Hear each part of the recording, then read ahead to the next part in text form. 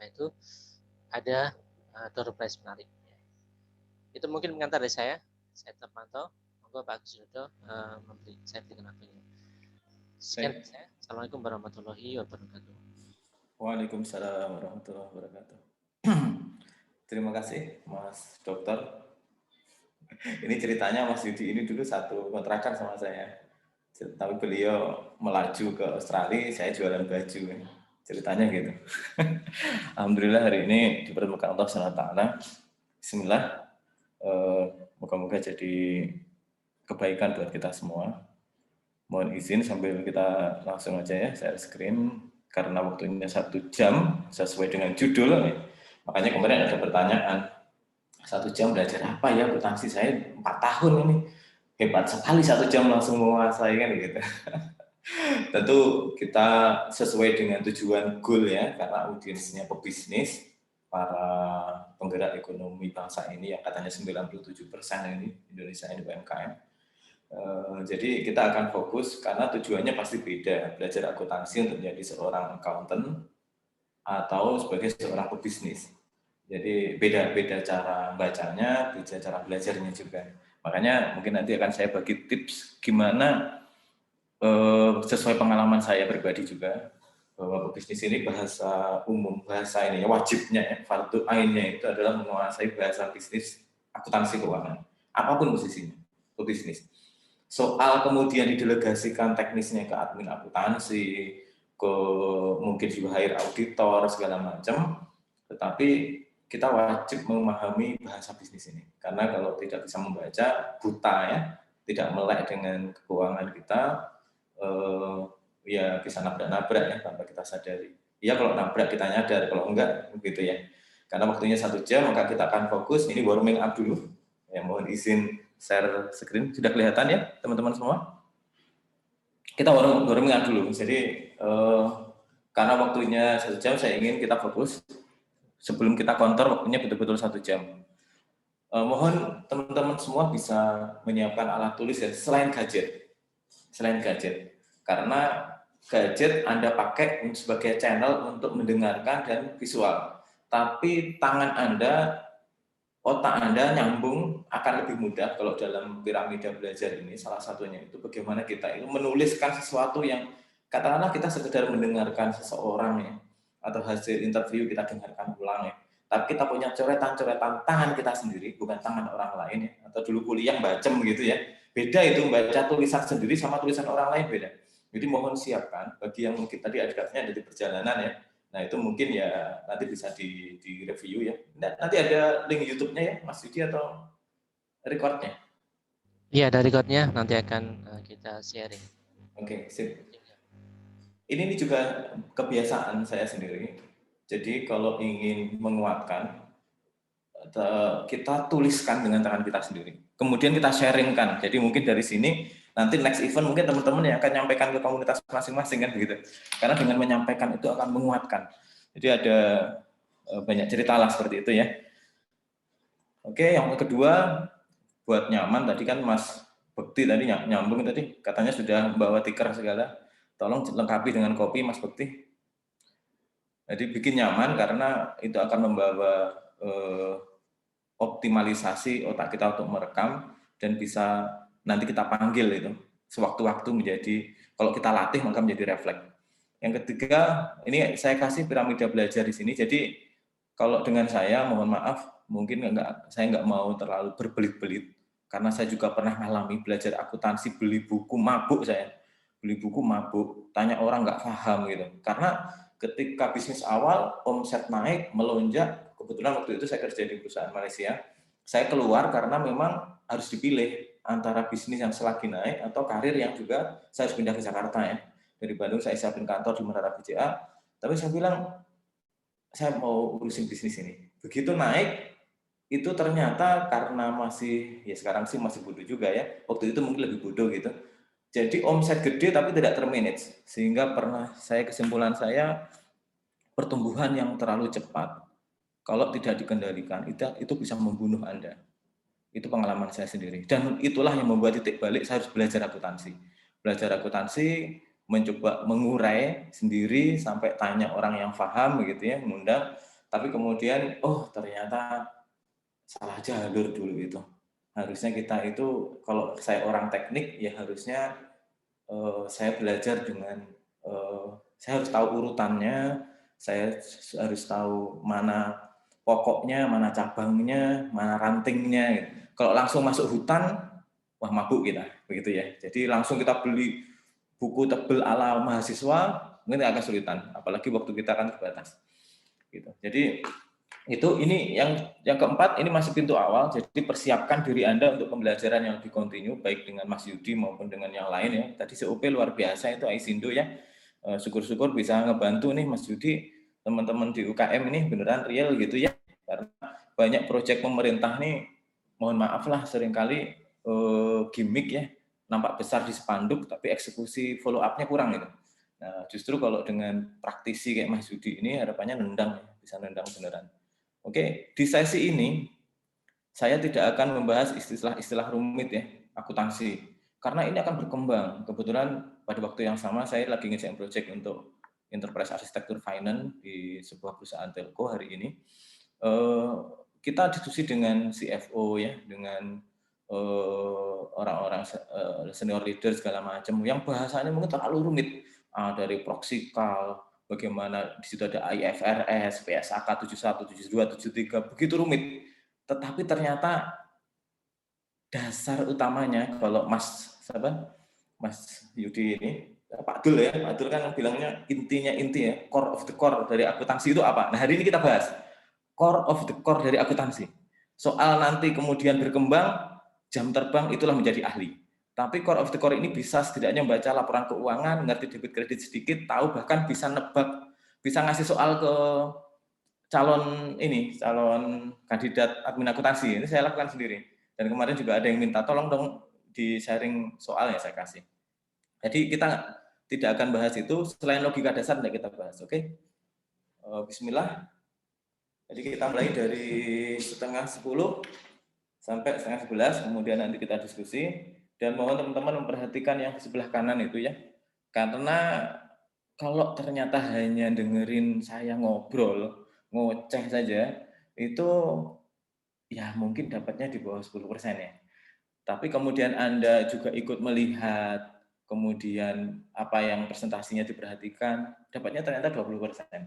Tetapi kalau kita ikut mendemonstrasikan, melakukan coretan, yang paling mudah dengan coretan, yang kedua mendemonstrasikan soal dari sebuah kasus, nah, itu ternyata bisa masuk lebih dari 20%, mungkin bisa sampai 30%. Tetapi begitu kita masuk mau mendiskusikan dengan aktif, ini bisa sampai 50%. Oke gitu ya, kemudian mempraktekkan. Dan yang terakhir, teach others ya. Itu yang mungkin motivasi saya Mas Yudi membagi yang sedikit ini, bukan saya ahli, tapi justru saya ingin mencapai 90% dari apa yang sedikit yang saya pahami, yang saya tekuni, atau memang ini selain bisnis jualan ya, saya ada layanan IT ya, seperti itu. Oke, seperti itu kita langsung mulai. Sebelum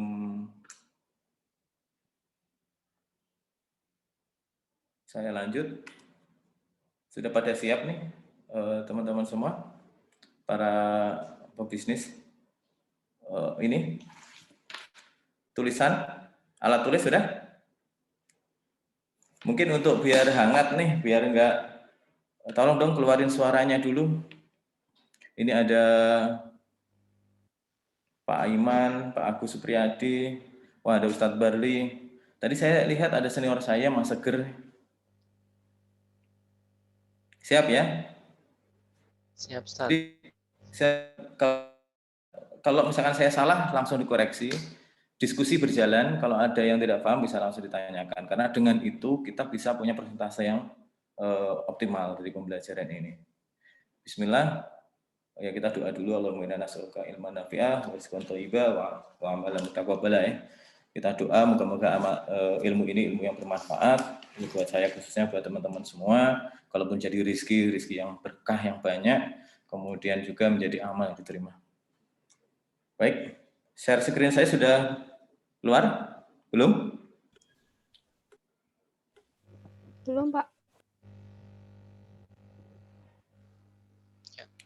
Mari ya, bismillah.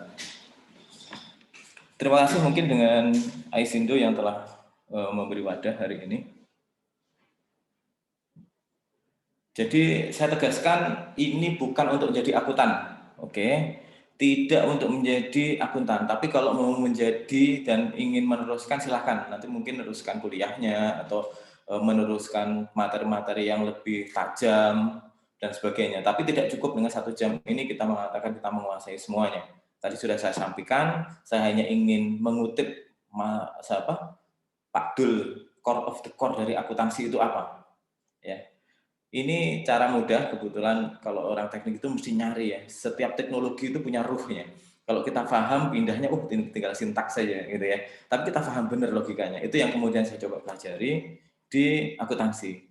Nanti kalau teman-teman semua ingin lebih mahir, maka memang harus melalui teori lanjutan ya. Maka hari ini kita coba pahami 2 saja, yang 2 langkah ini yang saya rumuskan. Yang pertama, pahami logika utama. Oke? Hanya ada 2 persamaan akuntansi. Ya, cukup memahami 2 persamaan ini dan keterhubungannya, Anda sudah paham apa itu inti dari akuntansi. Mau nanti kemudian misalkan nih Telkom punya anak usaha sampai sekian belas, kemudian ada masing-masing punya anak usaha, cowoknya nyambung segala macam. Itu pengembangannya setelah kita paham itu ternyata terurainya mudah, bahkan sampai membaca laporan perusahaan besar pun ini neracanya ya, ini laba ruginya ya. Baru kemudian kita pahami laporan yang lainnya. Oke. Jadi hanya ada 2 persamaan akuntansi yang saya minta teman-teman hafal. Yang kedua, persamaan akuntansi itu ada shortcut-nya. Shortcut-nya. Ya, ini yang tidak diajarkan di buku.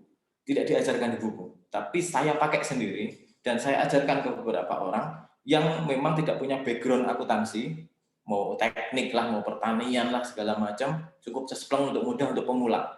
Karena otak kita biasa pegang uang, cash, maka kita pakai logika cash. Gimana cash itu menjadi alat bantu untuk ngomong debit kredit sehingga mempengaruhi memasukkan nilai ke laporan berdasarkan logika akuntansi yang dual. Begitu ya. Oke, bisa dipahami ya. Kita pahami logika utamanya, ada 2 persamaan, wajib hafal. Kedua, kita berlatih dengan kas. Basisnya kas, karena ada namanya accrual, ada cash basis. Kita akan masuk kas. Kenapa? Karena kas paling mudah. Pas kejadian, pas uang keluar. Pas kejadian, pas uang masuk. Uang masuk berarti debit, selalah begitu. Mudah banget. Oke, ini silakan ditulis. Ditulis dulu. Tolong jangan hanya melihat layar saya. Tulis di tempat buku teman-teman semua 2 persamaan ini termasuk panahnya. Oke, saya kasih waktu untuk melihat dulu barang 1 menit. Setelah itu saya screen share-nya saya matikan. Teman-teman tulis dan lihat tulisannya, bukan lihat di screen saya. Silakan.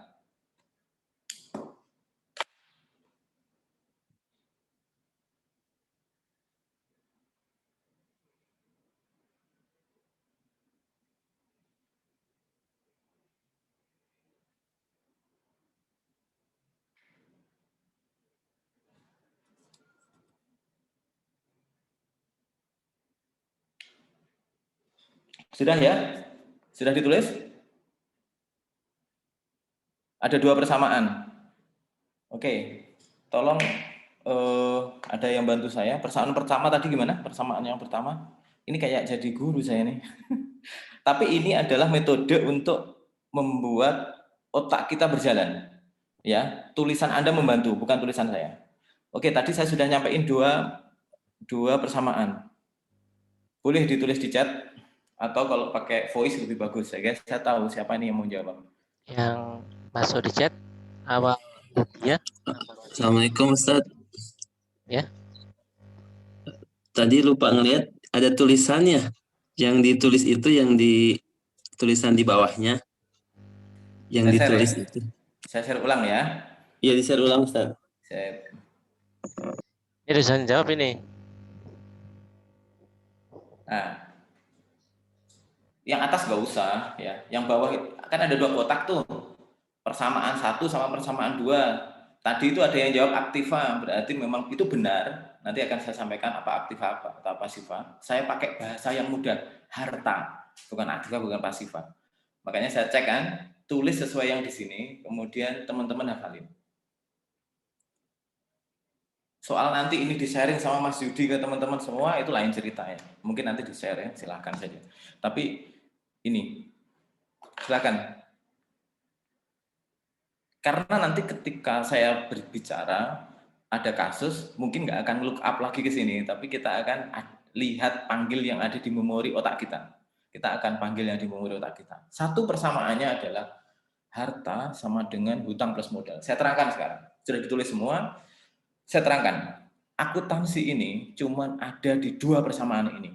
Anda paham, Anda tahu hubungannya, pada slide berikutnya lebih detail hubungannya, saya kasih gambar resume saya, itu Anda sudah paham dan bisa membaca laporan keuangan, baik itu negara Republik Indonesia, laporannya Telkom, laporan ya. Tapi setidaknya ini, yang atas ini laporan namanya laporan neraca, yaitu kesetimbangan. Neraca kan setimbang ya. Makanya saya ambil neraca.id sebagai domain saya, kesetimbangan. Bisnis ini setimbang. Jadi ini adalah kesetimbangan posisi keuangan. Screenshot kejadian pada sebuah titik. Hari ini saya punya harta berapa? Harta itu sebenarnya berapa sih dari uang 100.000 saya ini yang berupa hutang dan modal awal saya itu berapa? Oh, ternyata hutangnya 70.000, uangnya modal saya sebenarnya 30.000. Timbang. Soal harta dibagi sampai detail, harta ada aset tetap, ada persediaan, ada kas, ada bank, ada segala macam. Nanti saja, skip aja dulu semuanya. Yang penting harta sama dengan hutang plus modal. Persamaan yang kedua, ini disebut laporan laba rugi. Jadi ini adalah dua laporan fundamental. Kalau laporan ini benar, maka seluruh laporan belakangnya don't care. Kalaupun salah, berarti datanya nggak salah, berarti yang laporannya yang salah. Contohnya misalkan laporan perubahan modal. Kalau dua ini sudah final, sudah oke, sebenarnya ini sudah fundamental. Yang lainnya akan ngikut. Laporan yang lainnya itu dipakai kalau nggak tools, pendekatan, kalau dalam laporan akuntansi manual tahapan, kalau pakai sistem sudah nggak pakai tahapan akuntansi yang sampai harus buku besar segala macam, langsung ini dua dari core of the core akuntansinya itu ini. Yang pertama adalah laporan neraca, persamaan kedua adalah laporan laba rugi. Bapak Ibu kalau laba ngitungnya gimana? Sederhana kan? Saya punya pendapatan berapa, kemudian bebannya berapa. Kalau saya jualan barang dagang, saya dapat barangnya itu belinya berapa, ongkos kirim ongkirnya saya dapat berapa, totalnya saya jual selisihnya laba atau rugi. Oke, gitu ya. Soal nanti kemudian ada cash flow itu memang betul. Nanti akan kita evaluasi karena belum tentu perusahaan itu laba tapi bisa hidup karena kasnya nggak di ini. Semua bisnis itu pasti laba lah. Soal terjual 1 tahun, ya itu jadi rugi karena harus bayarin orang 12 bulan kan begitu. Tetapi harusnya semua bisnis karena pendapatan kurang beban harusnya untung. Begitu. Cuman cash flow-nya sering bermasalah, akhirnya merugi kita itu karena ada beban-beban tambahan, overhead dari bisnis kita. Nah, hubungannya apa dari persamaan 1 sama persamaan 2 ini? Itu ada panah yang ke atas. Jadi modal itu ada 2. Modal kita memulai, bayangkan sekarang Januari saya mau bikin bisnis hidroponik. Ini kebetulan ada saya investasi 1 tim di hidroponik. Maka saya hitung modal awalnya berapa, itu menjadi modal awal tahun ini, 2021. Nanti di akhir 2021, modal itu akan bertambah, atau akhir bulan Januari, saya akan menghitung bahwa modal itu ada 2, modal awal sama modal karena operasional. Itu pendapatan dikurangi beban. Saya laba, oh ya, awalnya saya punya uang 100.000. Begitu diputar pada bulan Januari, saya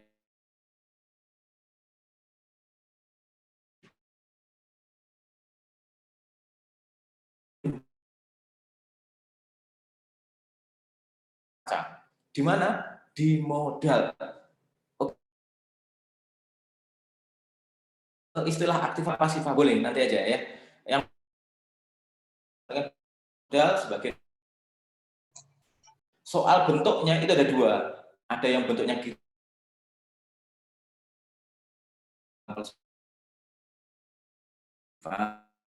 namanya pasiva. Bedanya apa sih? Aktiva itu namanya aktif, jadi dipakai sumber dari operasional, misalkan kas, bank, persediaan. Ya.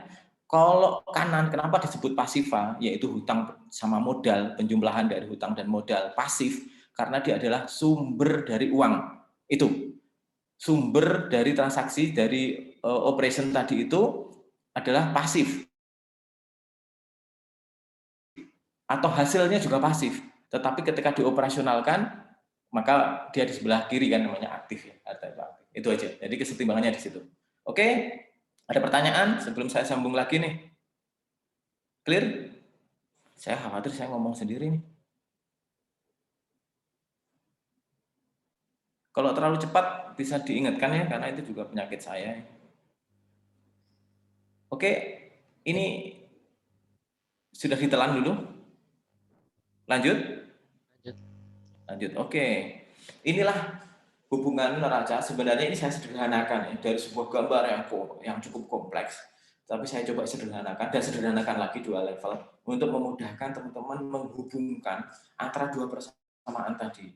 Karena akuntansi ini laporan fundamentalnya cuma 2, neraca sama laba rugi. Yang lainnya nanti ada penggunaannya, ada caranya. Di sebelah kiri itu namanya laporan neraca, itu mengakomodasi persamaan pertama akuntansi, yaitu harta sama dengan hutang plus modal. Kalau teman-teman masih aktif dengan ATK-nya, alat tulisnya, ya, tolong ini ditulis dengan tangan sendiri. Sekali lagi, Anda sekedar merekam ini, mungkin kalau kekuatan ini kayak Imam Syafi'i mungkin lah ya. Tapi kalau macam saya nih, harus ada alat bantunya. Dan ketika kita coba menorehkan di memori kita, di bawah alam sadar kita, tulis dengan tangan kita sendiri, kita tulis, kotaknya kita samain, itu ada, biar nanti baca laporannya paham, kenapa saya bikin kotaknya begini. Biasanya ada namanya skonro sama stafel, ya, bentuk laporannya, bisa atas bawah, hartanya di bagian atas, di total berapa, hutangnya dan modalnya ditambah, totalnya berapa, harus balance. Ada juga yang bentuknya seperti ini, tabel, kiri kanan, harta, kiri sebelah kirinya harta, hutang sama modal sebelah kanannya. Ini harus imbang, harta sama hutang plus modal harus timbang. Kalau nilai saldo total akhirnya nggak sama, maka dia tidak balance atau tidak seimbang. Maka ini saya buat gambar seperti ini untuk memudahkan kita. Kalau yang biasanya yang manual pakai kiri kanan, tapi di IT biasanya agak susah ini karena recordnya makin banyak, donable-nya agak susah, jadi dipakai ke bawah. Oke, gitu ya. Nah, sebelah kanan ini adalah laporan laba rugi, yaitu pendapatan dikurangi beban. Teman-teman cukup mengidentifikasi pendapatan apa, beban apa. Beban itu macam-macam ya. Nanti ada pembagiannya. Ada pembagian beban, namanya HPP lah, ada ini, ada pajak, ada bunga, ada ini. Laporan laba rugi juga bisa berjenjang. Ada yang satu step kayak begini, simple. Pendapatan dikurangi beban sama dengan laba bersih. Tapi ada juga yang sampai ada stepnya, labanya masih laba kotor karena menghitung bebannya HPP segala macam segala. Itu nanti saja. Tapi ini konsep dasarnya harus paham bahwa laba bersih pada periode berjalan itu akan masuk menjadi tambahan modal di sisi laba ditahan. Oke. Ketika kita berjalan, modal ini makin lebih sedikit bertambah nih ya. Ini padahal sudah disimpulkan sekali. Hutang mudah lah, hutang itu udah pasti, hutang harus dibayar lah. Ya, hutang sebagai kewajiban, liabilities kalau bahasa Jawa Baratnya. Kemudian modal, ini ada modal awal atau ekuitas atau equity bahasa Jawa Baratnya ya. Jadi aset, liabilities dan modal atau equity, ekuitas atau modal. Saya digambar tidak pakai istilah-istilah akuntansi karena kadang-kadang rumit ya. Minggu kemarin tentang reproduksi kan. Oh, ternyata cuma begini saja misalnya. Oh, ternyata istilahnya saja yang bikin rumit. Jadi harta utang modal. Modal itu ada modal awal seperti saya sampaikan tadi sama modal operasional. Begitu operasional di akhir periode, maka Anda punya 3 kemungkinan. Pertama, hasil dari laba operasional itu masuknya ke laba ditahan. Oke, laba ditahan bisa jadi laba ditahan di bulan berikutnya. Kalau akhir 2021 ada Januari, Februari ini ya. Laba bersih nyisip di sini, laba bersih. Oke. Makanya di laporan neraca itu cari yang paling, kalau dia bentuknya tabel, cari yang paling kanan, paling bawah, biasa pasti itu laba rugi. Itu harus cocok nilainya dengan laporan laba rugi. Pasti begitu. Kalau bentuknya ke bawah, laporan laba rugi, harta di bagian atas, total 100.000. Hutang, total sekian. Modal, nah nyisip di atasnya modal itu pasti ada laba rugi berapa. Pasti begitu. Itu cocokin sama laporan laba rugi. Kalau itu benar, berarti sumber datanya benar. Kalau ini laba ruginya bilangnya 20.000, kenapa di sini 15.000? Kamu nyocokin ya biar balance. Kita tahu gitu. Yang kedua, kita bisa berkurang dengan dividen. Dividen itu artinya laba yang sudah kita dapatkan kita bagi. Kita bagi ke pemilik saham. Makanya kalau dalam Islam tuh menarik ya bagi yang Muslim tuh bagaimana syirkah itu kalau dalam akuntansi ya itu clear banget ya. Kalau ngerti akuntansi diterapkan dengan syirkah mudharabah misalkan antara sohibul mal pemilik harta dengan mudharib yang mengelola dengan karyawan, itu tiga pihak yang berbeda begitu. Kalau dengan mudharib atau pengelola itu bukan dengan gaji tapi dengan pembagian keuntungan. Tapi kepemilikan bisnis 100% miliknya sohibul mal atau pemilik bisnis yang memodali. Karyawan tidak ada risiko, dia dibayar, mau rugi mau untung. Nah, itu perbedaannya. Nah, si investor sohibul mal dengan mudharib atau pengelola hubungannya biasanya dividen. Sorry. Pemegang saham hubungannya dividen. Kalau investor dengan pengelola hubungannya biasanya profit sharing atau bagi keuntungan. Kalau pengelola dengan karyawan hubungannya adalah gaji. Itu ya, biar lebih clear. Misalkan nih, antar saya dengan Mas Yudi mau bikin perusahaan A, kita sepakat nih, kita bagi nih, ini ada uang nih, 500 juta, oke saya 300, Mas Yudi 200 juta, maka saya punya 60% saham, Mas Yudi punya 40% saham. Begitu akhir tahun, maka saya minta dividen. Mana dong dividennya dari keuntungan itu? Dividen pembagian keuntungannya berapa sih sesuai sharing saham. Tetapi kalau misalnya ada pihak ketiga sebagai pengelola, bagi dulu dengan pengelola sharing profitnya. Gambarannya seperti itu ya. Tapi dividen intinya adalah pembagian sesuai kepemilikan usaha atau sohibul mal. Gitu. Oke, sudah ditulis ini? Ada 2 ya? Ada 2. Yang ini sama ini. Oke?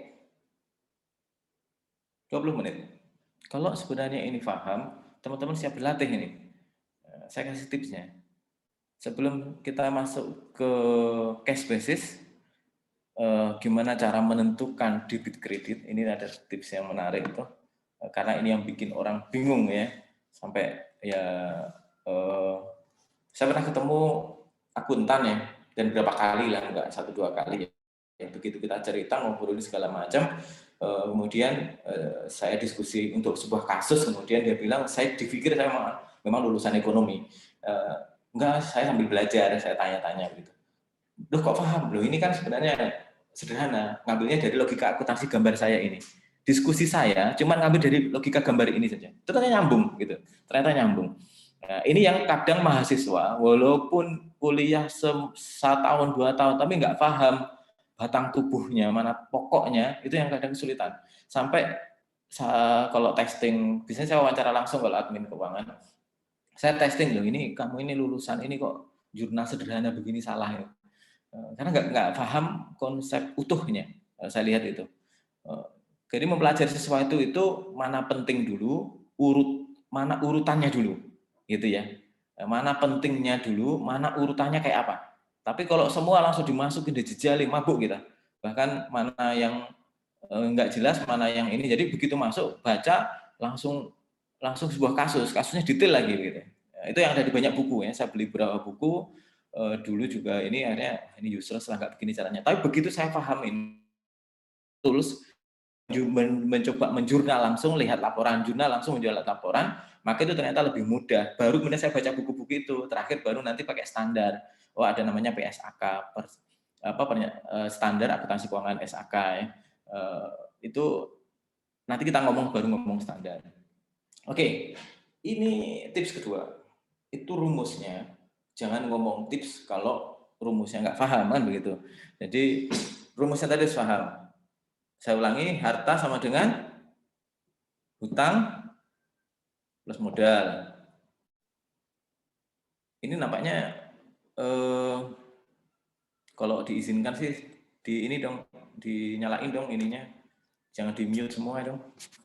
Biar ada interaksi. Kalau di kelas enak ini. Tapi kalau nggak di kelas agak repot nih. Halo? Sebelum masuk sini. Oke.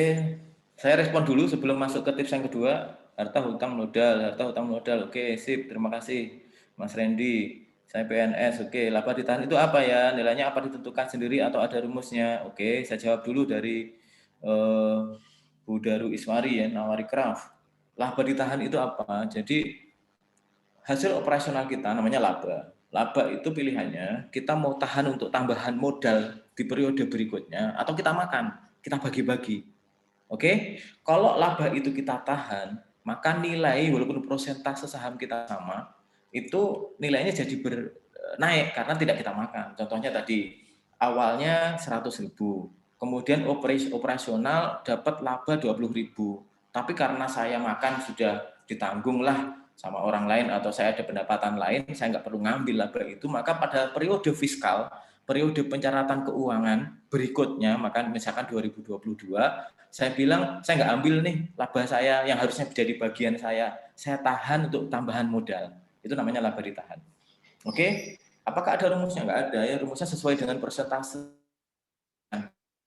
100% Anda adalah sohibul mal atau investor, ya nggak dibagi-bagi. Tapi kalau misalkan dibagi dengan dua orang, misalnya tadi, saya dengan Mas Yudi 60%, 40%, Mas Yudi diambil, saya tidak diambil laba ditahan saya, maka persentase saya pada periode fiskal berikutnya bisa naik. Karena apa? Persentasenya bukan lagi 600 versus 300 versus 200 juta ya. Betul kan? Ada tambahan modal.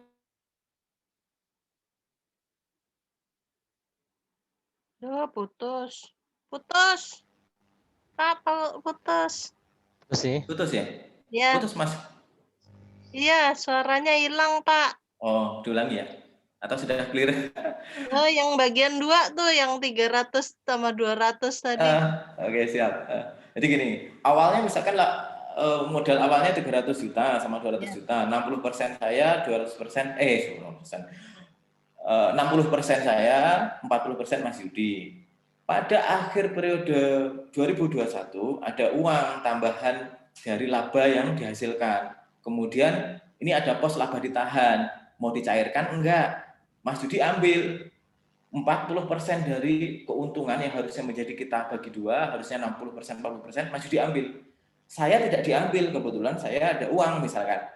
Maka pada 2021, modal saya kan persentasenya tidak lagi 300 juta versus 200 juta, benar nggak? Ya. Saya kan bertambah 300 juta plus uang yang ditahan tadi, laba ditahan. Dihitunglah persentasenya, baru kepemilikan baru persentasenya bergeser. Gitu ya gambarannya ya.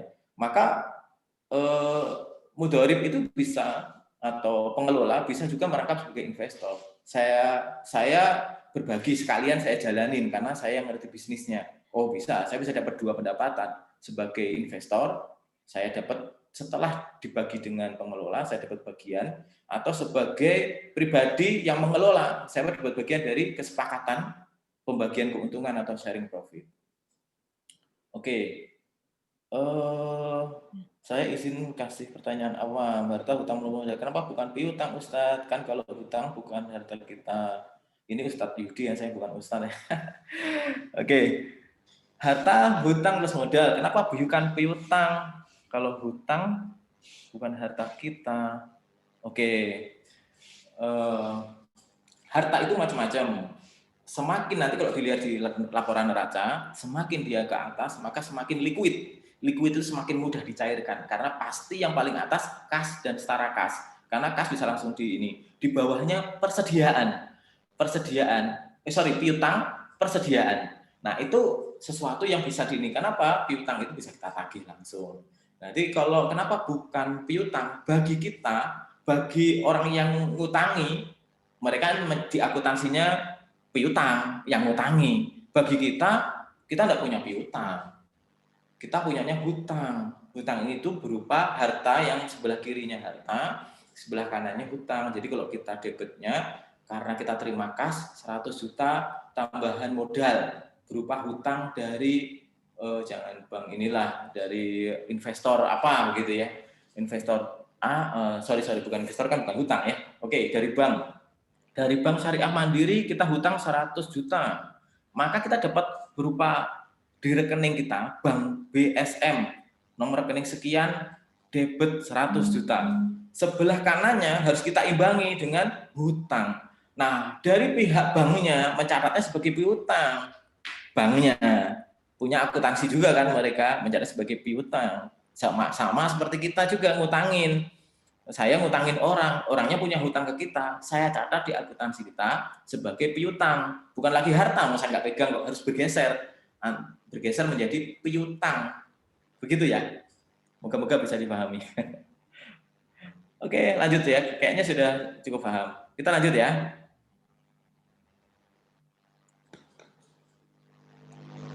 Kita lanjut ke berikutnya. Pak, sebelum Ya. Ya. mohon izin dulu ini.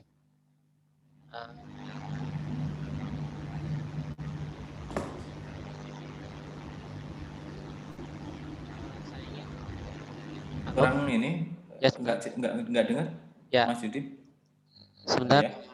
saya ingin menyapa salah satu mentor kami, Ibu Profesor Caroline Chan dari Singapura.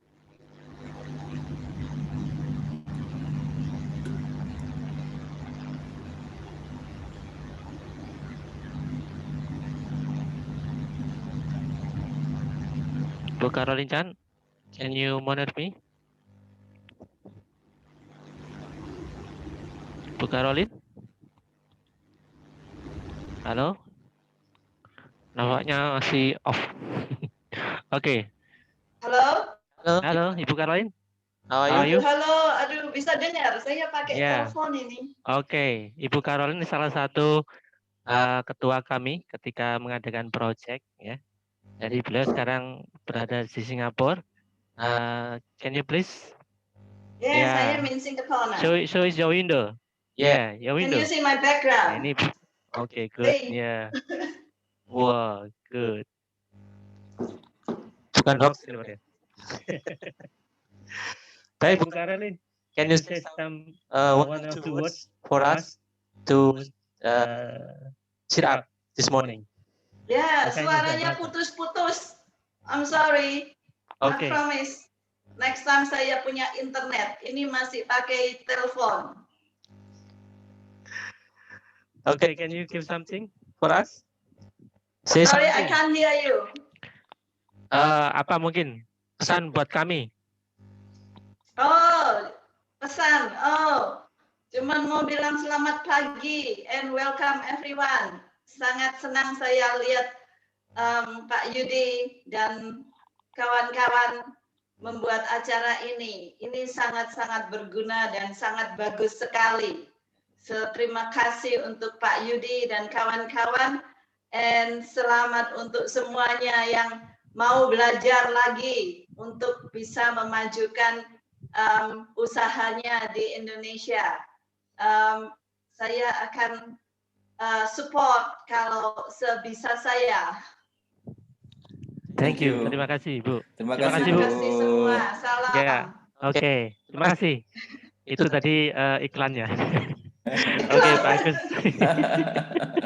Thank you, Bu Caroline. Stay healthy. Thank you. Ya, oke. Pak Agus, monggo silakan lanjut. Mantap nih. Makanya kalau kita sebenarnya masalahnya itu kita itu sering dikoneksi ya, relasi ya. Kemampuan kita itu sebenarnya nggak diragukan ketika keluar dari krisis 98 kan UMKM gitu. Kalau ngomong kualitas SDM-nya harusnya juga bisa dikejar. Cuma kadang kita nggak punya relasi koneksi yang menjembatani untuk kolaborasi keluar ya. Ini bagus sekali nih Mas Yudi sama si OP-nya ya, Aisindo ini. Moga-moga ini berkah dan teman-teman bisa lanjut ya. Oke, lanjut lagi. Tadi ada yang Sudah ya? Kita masuk ke screen berikutnya.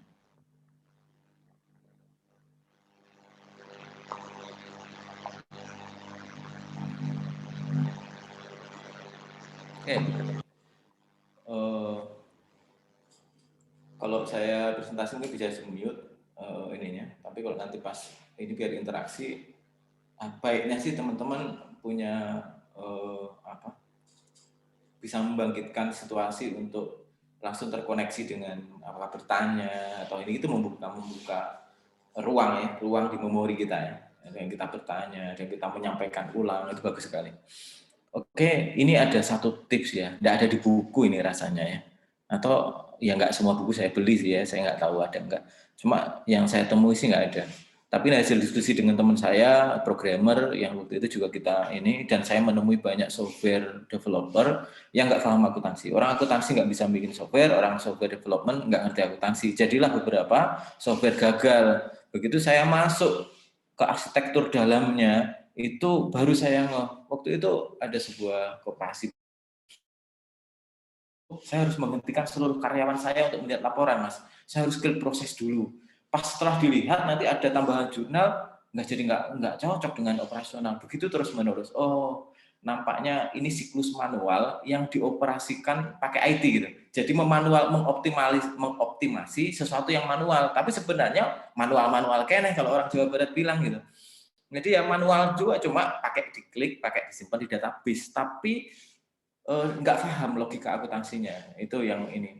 Jadi waktu itu kemudian sebenarnya gimana sih ngajarin paling mudah? Akhirnya beberapa kali kita coba diskusi, termasuk kalau saya nyampein ke programmer biar dia nggak salah ketika testing, tester atau programmer ini nggak usah pakai studi kasus yang berat, pakai logika kas.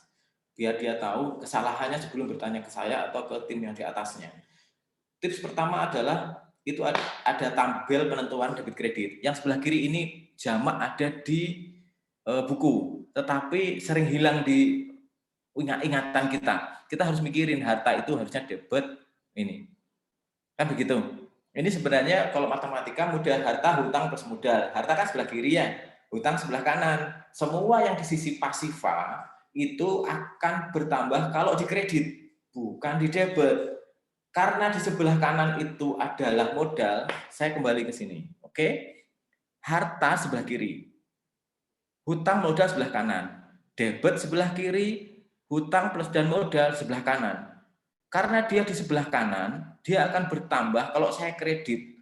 Kalau sebelah kiri, sisi debit. Kalau saya debit, dia bertambah. Contohnya tadi kita sudah mempunyai kasus, yaitu kita berhutang ke bank. Hutang 100 juta. Makanya uangnya sebelah kiri debit berupa bank masuk, hutangnya kita kredit sebelah kanan. Jadi kredit untuk sisi hutang dan modal itu menambah nilai, bukan mengurangi. Oke, pendapatan dan beban. Ini posisinya sebenarnya di sebelah kanan tuh. Ini kan sebelah kanan tuh. Modal kan di dalam modal ada laba bersih, yaitu pendapatan dan beban. Betul kan? Jadi persamaan ini kalau kita jabarkan sebenarnya harta sama dengan hutang plus modal awal plus pendapatan min beban. Min beban kalau matematikanya kita taruh ke kiri, kita lempar ke kiri, min jadi plus. Harta plus beban sama dengan hutang plus modal plus pendapatan. Betul kan? Jadi beban dan harta akan ada di sebelah kiri persamaan akuntansi. Makanya dia akan bernilai debit kalau bertambah. Kebalikannya, hutang, modal, dan pendapatan ini akan bertambah dengan cara di kredit, bukan di debit. Ini banyak di buku. Ada tips sederhana, ini adalah kalau tidak yakin atau belum hafal, atau namanya kita sibuk ya ngurusin segala macam, kadang produksi ini kan UMKM ini nggak hanya ngurusin uang ya, yang ngurusin konsumen, ngurusin preman, ngurusin ini segala macam kan, semua diurusin, kadang debit kredit hilang gitu.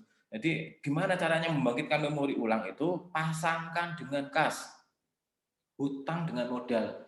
Aku berhutang ke bank, kasnya nambah atau kas itu ada dua ya, cash dalam bahasa Inggris itu sebenarnya cash and bank. cash itu, kalau saya bicara kas, itu maksudnya kas dan setara kas. Setara kas itu sesuatu yang liquid nomor satu, itu bisa berupa rekening bank, itu juga kas ya, atau setara kas ya. Jadi bisa juga kas kecil yang dipegang admin kita, kas besar yang kita pegang, rekening, atau punya dinar, dirham, punya kas dinar, kas dirham, atau falas ya, valuta asing, ya, itu tuh kas semuanya. Maka misalkan kita berhutang, hutang bentuknya kita nambah duit kan, karena kita terima duit berupa hutang. Betul? Cair 100 juta, hutang ke bank syariah mandiri 100 juta, mati uangnya bertambah, debit, lawannya pasti kredit, nggak usah dipikir. Gambarnya begitu. Kita mau mengeluarkan biaya BBM ini operasional untuk belanja, tim belanja, mengeluarkan uang untuk BBM, beban atau biaya sama dengan beban. Beban BBM yaitu bahan bakar untuk kendaraan. Ini debitnya gimana ya jurnalnya ya? Langsung saja tanya, uangnya keluar apa masuk? Uangnya keluar, saya ongkosin dia 15.000 ke Bandung, saya ongkosin dia 15.000. Uangnya keluar kan? Kredit, berarti beban debit. Paham ya? Begitu balik dari Bandung, orangnya nggak jadi. Bu, balik Bu, uangnya 15.000 cuma ternyata ada diskon. Misalkan ya, nggak jadi ngisi 15.000, balik lagi ya 5.000 misalkan. Ya kan? Uangnya balik lagi. Bebannya saya mau kurangin, bebannya nggak jadi 15.000. Gimana cara baliknya? Misalkan paginya keluar 15.000 untuk beli bensin, nggak jadi. Bebannya mau saya kurangi beban debit apa kredit? Kan gitu. Sementara ini kurangi beban nih, bebannya nggak jadi 15.000, jadinya 10.000. Saya harus mengurangi 5.000 ini. Bebannya debit apa kredit? Jangan pikirin bebannya, pikirin uangnya.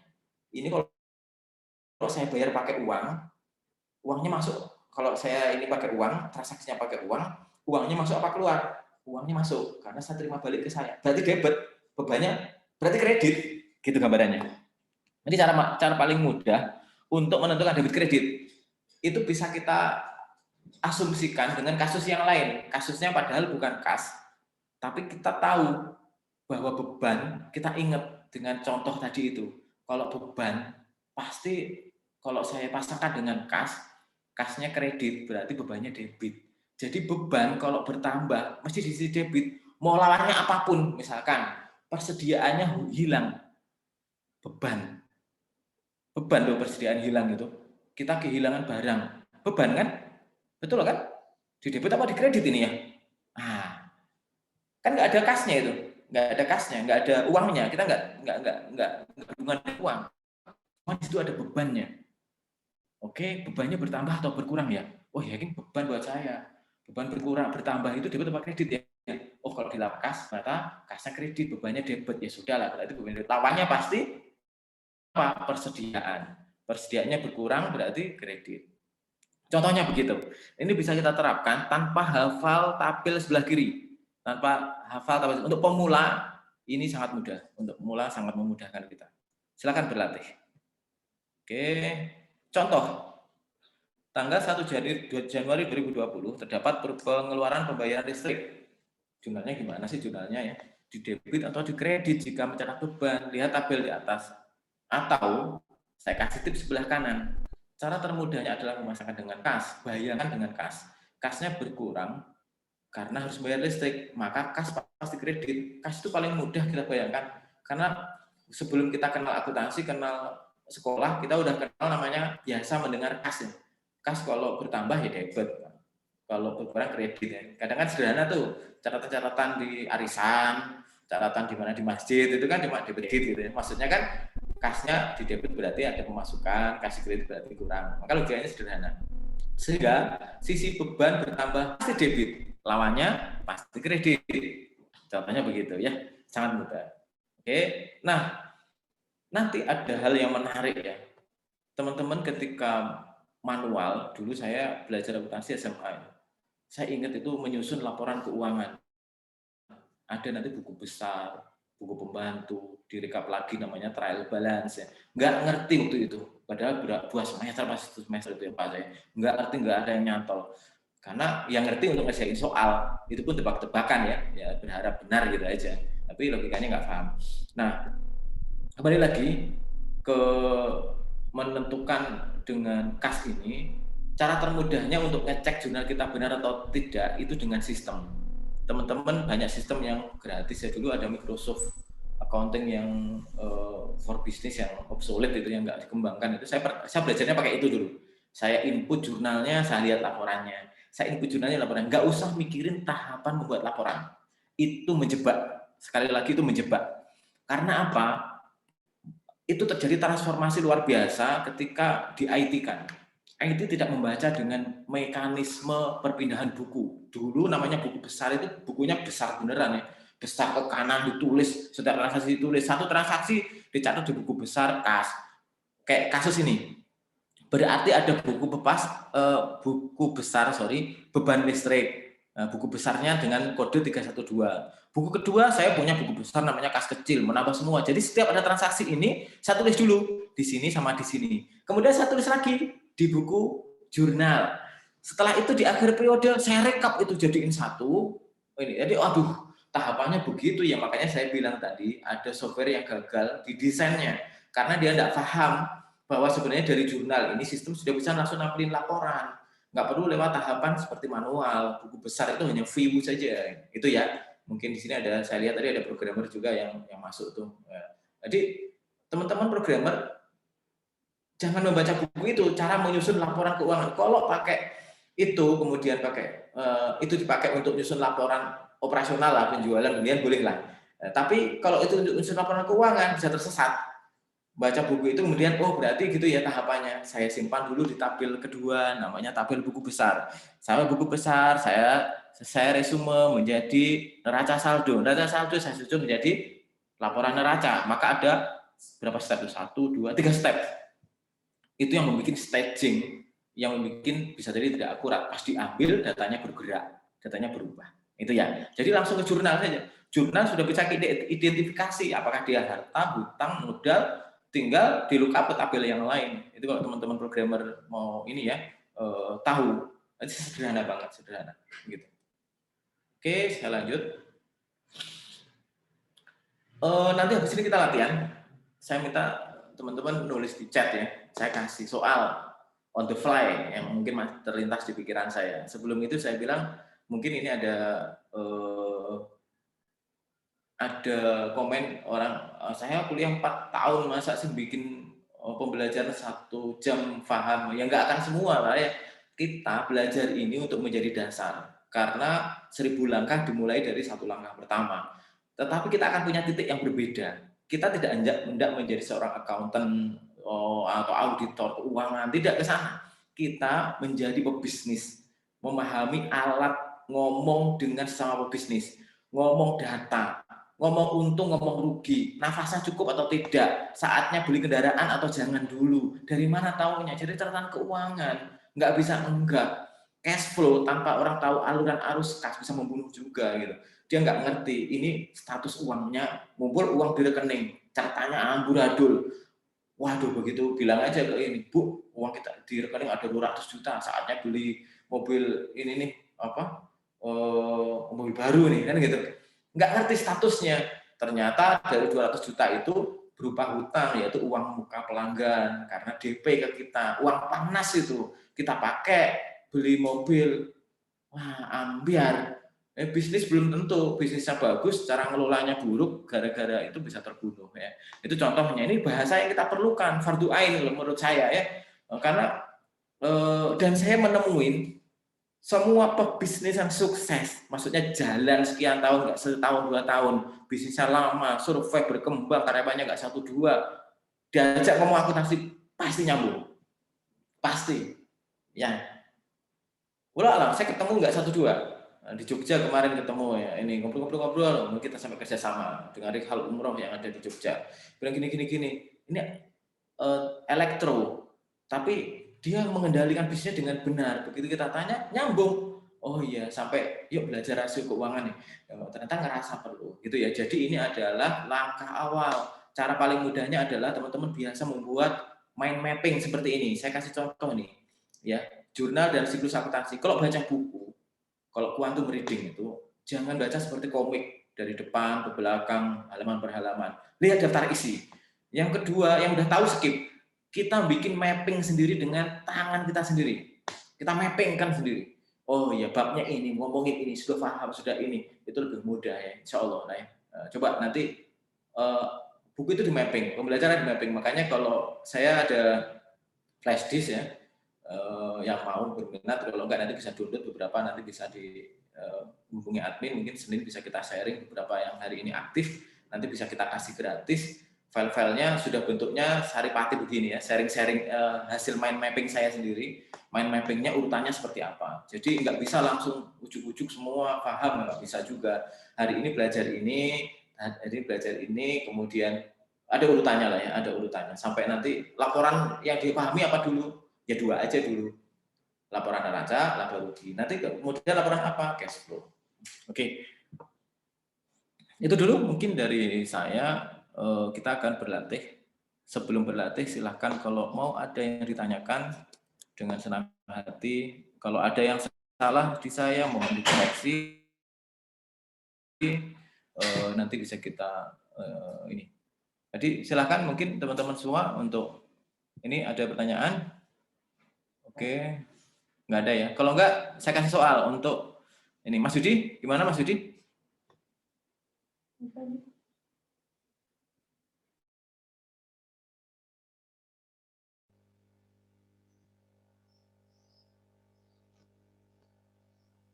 Halo?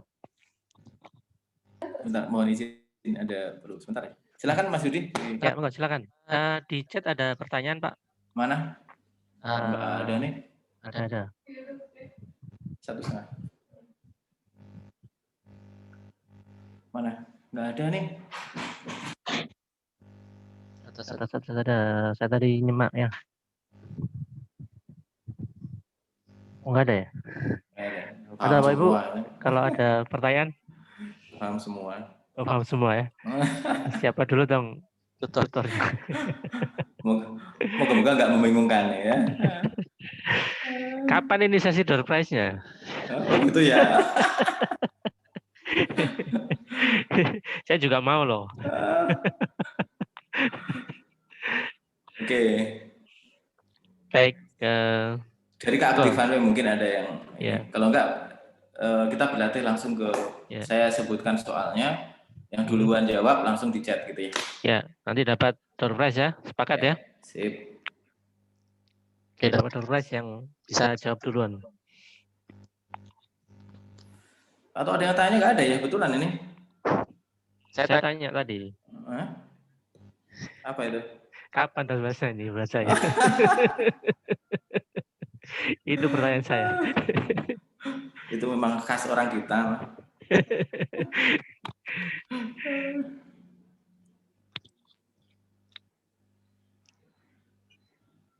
Baik, soalnya sudah siap, Pak? Sebentar, ini ada yang mendesak biasa lah ya. Oh gitu ya? Ya pengusaha ya. Namanya juga CEO, Chief Everything Officer ya. Ya Pak Agus ini CEO. Apa ini? Revanes ya? Masih jalan Pak ya? Alhamdulillah. Nah, ini pionir jilbab apa itu karakter ya? Ya, oke. Semoga silakan.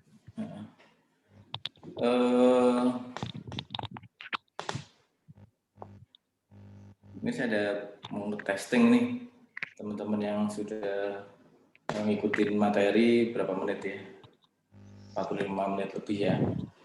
Misalkan nih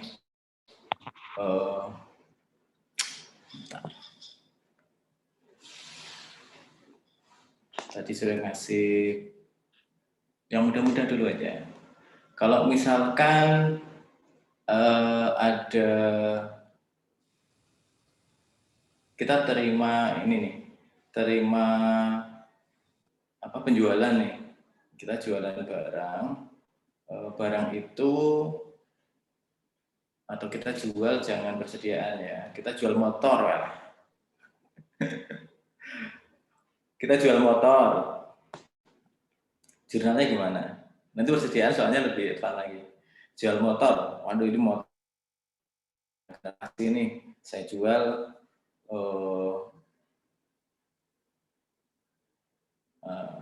6 juta misalkan.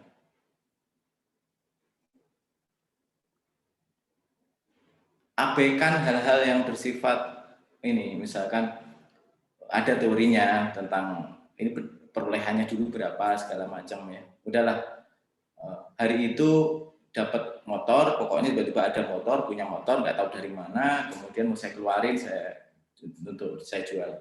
Kemudian orangnya transfer ke bank, gitu. 6 juta. Jurnalnya gimana? Silahkan itu dicet.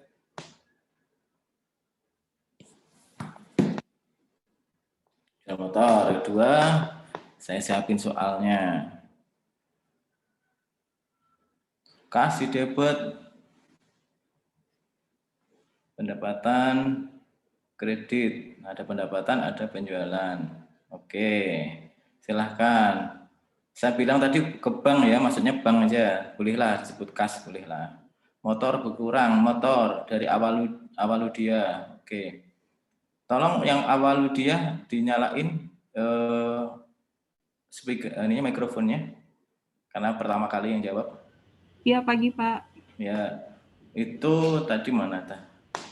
Motor berkurang. Motor itu apa? Jenis ininya, jenis kebersamaan akuntansi. Sesama harta. Iya, sesama harta. Karena sesama motornya harta. barang kan dijual berubah jadi kas. Ya, oke. Terima kasih. Itu yang benar ya. Jadi kita bisa melakukan debit dan kredit sesama aset, sesama harta. Betul. Hanya pindah saja jenisnya. Awalnya bentuknya motor berubah jadi uang. Gitu ya. Jadi kasnya bertambah, motornya berkurang, motor juga aset. Jadi yang di atas saya koreksi. Kas 5 juta penjualan, bukan penjualan. Oke. Kalau penjualan itu maksudnya pendapatan operasional. Bedakan kita menjual motor dengan menjual barang dagang. Itu lain cerita. Ya, kalau barang dagang nanti kasnya jurnalnya itu ada dua, yaitu melibatkan HPP atau harga pokok perolehannya berapa. Kalau dibeli ya berarti harga pokok waktu pembeliannya, kalau diproduksi harga pokok produksinya. Gitu ya. Jadi mungkin akan sedikit naik kelas ketika ngomong HPP ya. Nanti HPP itu ada metode-metodenya sendiri untuk mencatat HPP. Oke, yang benar yang itu, yang kas perlengkapan. Oke, sorry ya, kita yang pertama aja yang menang, yang duluan ya. Catat ya. Oke. Awaludia. Ya. Awaludia. Ini juga tadi pertama kali yang masuk Zoom ya. Oh gitu. Ya, sip. Cocok berarti. Satu door prize sudah book sama Bu Awaludia Ambarwati. Ya, selamat Bu. Ya, yang lain masih ada. Ini karena waktunya mepet, saya kasih soal naik kelas sedikit. Oke. Bila pendapatannya itu 45 juta. Ini gede juga ya, 45 juta. Ada beban 37 juta. Oke, pendapatan 45 juta. Bebannya 37 juta 500. Biar sedikit ngitung lah. Yang nggak bawa kertas mungkin akan kesulitan nih. Kemudian ditarik modalnya oleh pemilik sebesar 10 juta. Bisa ini pendapatannya 45 juta. Bebannya 30 juta. 500, kemudian ditarik oleh pemilik 10 juta. Laba bersihnya berapa dong?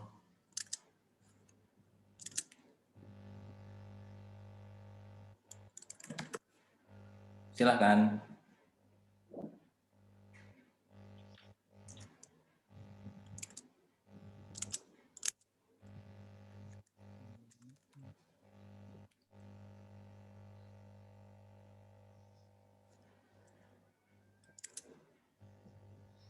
Ulangi.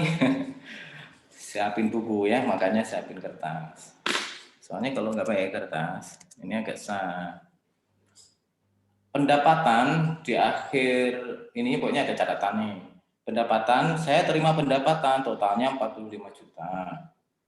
Bebannya 30 juta 500. Bebannya 30 juta 500. Oke. Kemudian terjadi penarikan modal oleh pemilik sebesar 10 juta. Pertanyaannya, berapa laba bersih atau rugi bersihnya? Berapa laba bersih atau rugi bersihnya? Total pendapatan 45 juta, total beban 30 juta 500. Ditarik modal oleh pemiliknya, investornya 10 juta, ada keperluan. Berapa jumlah laba bersih atau rugi bersihnya?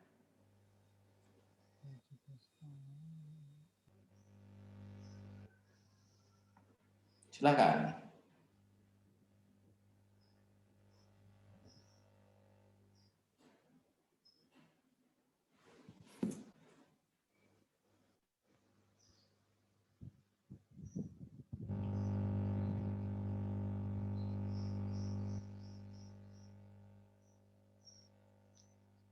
Ada dari Nazla 4,5 juta, Hai Triwarini 2,5 juta, dari Tajud Channel siapa ini 14,5, sama dari Bu Awaludia lagi 14,5 juta.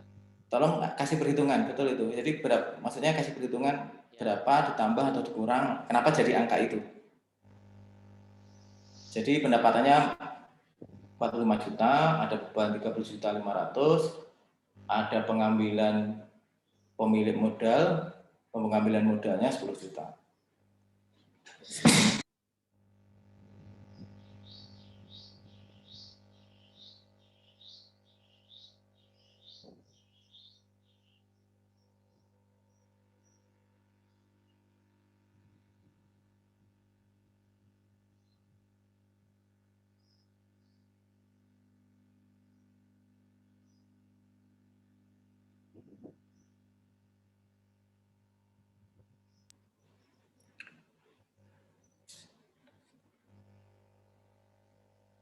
Beban 37.500. Modal 10 juta ditarik. Pendapatan 45 juta. Benar ya tadi soalnya gitu ya. Oke, dari atas. Nazra IT. Oke.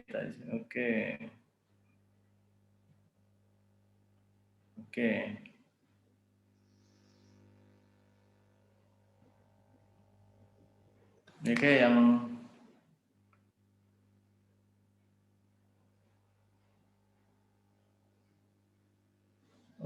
jawaban pertama yang benar Kang Ardiansyah ya. Penarikan modal 10 juta tidak berpengaruh. Sorry ya, yang tadi salah tadi ada yang karena salah ngitung 30 jutanya ya. Nah ini Tajwid Channel, sorry. Berarti saya udah ulang berkali-kali tadi ya. Jadi pengambilan modal tidak mempengaruhi laba rugi. Sudah benar konsepnya, sudah oke, tapi sorry angkanya tadi duluan yang benar dari Kang Ardiansyah bagus. Baik. Bisa dipahami ya, kenapa 10 juta tidak mempengaruhi laba rugi? Dia akan muncul di laporan neraca, tapi tidak akan pernah muncul di laporan laba rugi. Karena dia bukan beban dan bukan pendapatan. Dia jenisnya modal. Jadi kalau di akuntansi itu di COA atau chart of account atau master akun itu ada namanya prive ya tulisannya prive. Prive ini adalah akun yang memang diperbolehkan untuk namanya kita butuh, kadang kita makan modal misalkan. Itu dicatat. Jadi jangan mentang-mentang bisnis sendiri main makan aja. Jadi dicatat di situ, masukin ke akun di prive tadi. Jadi kita tahu oh ada ini, ada penarikan modal sebesar 10 juta gitu. Kita tahu berapa yang harus saya kembalikan di akhir karena ini bukan uang saya, kebetulan saja saya hutang dari bisnis. Oke. Diambil 10 ya rugi. Nah. Ya nggak rugi lah Mas seger ini. Nggak rugi. Uangnya tetap saja. Gitu ya. Dalam pembahasan mungkin bahasa kita orang Jawa ya nggak jalan bisnisnya. belum apa-apa diambil 10 juta misalnya. Tapi dalam catatan akuntansi tidak rugi karena modal tadi diambil bukan sebuah beban, hanya pindah akun saja sebenarnya, lagi dipinjam balik, kas yang berkurang. Kalau di neraca persamaannya jadi kasnya kan berkurang, berarti di kredit 10 juta, benar? Kemudian modal privat atau yang pengambilan modal di debit, jadi dia berkurang. Gitu. Oke, lanjut. Satu lagi kayaknya. Ini, pas ya. Sudah 1 jam nih Mas Yudi. Monggo silakan. Saya masih di sini. Jangan sampai jam 12. Ya. Mau tambah lagi kalau misalnya menginginkan lagi minggu depan atau minggu depan lagi kita bisa tambah lagi. Jadi kalau masih merasa kurang dari teman-teman sekalian, nanti kita akan buat lagi sesi yang kedua ya. Jurus kedua, menguasai apa lagi ya? Keuangan. Dalam waktu setengah jam. Maunya instan semua ya. Ketahuan makanannya. Bismillah. Ya. Oke, saya kasih pertanyaan yang sederhana sekali. Sebutkan 2 laporan fundamental akuntansi.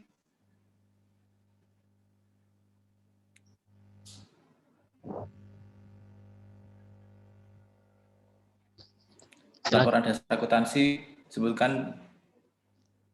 Siapa yang cepat nih? Yang pingin akun neraca.id?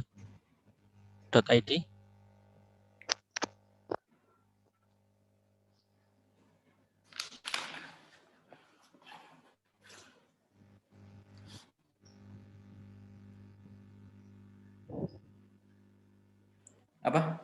Belum ada ya? Ada 2 laporan Neraca dan yang fundamental. Dan itu menggambarkan 2 persamaan utama. Oh itu, dapat lagi nih awal dia ini. Yang belum dapat aja ya Mas Yudi ya.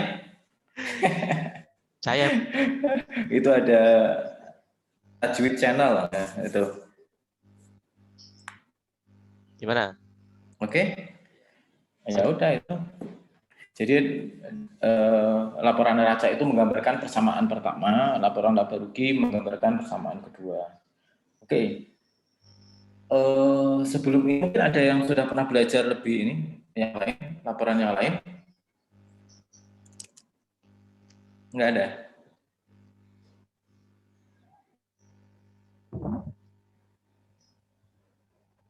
Oke.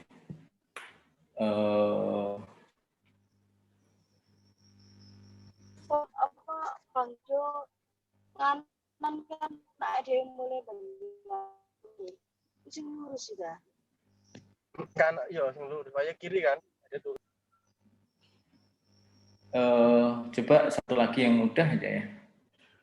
Buatlah jurnal untuk pembayaran gaji karyawan 10 juta. Jurnalnya gimana? Dari kas besar. Yang sudah mungkin boleh menjawab tapi tidak masuk kandidat gitu. Saya nggak ulangi lagi ya. Kan. Debit kreditnya tolong.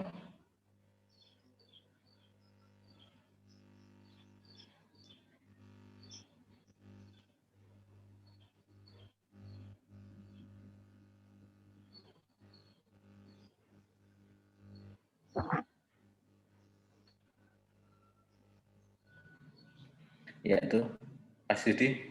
Itu Mas Dila itu duluan tuh jawab. Cuman pasangan jurnalnya nggak nyebut ngambil dari mana ya.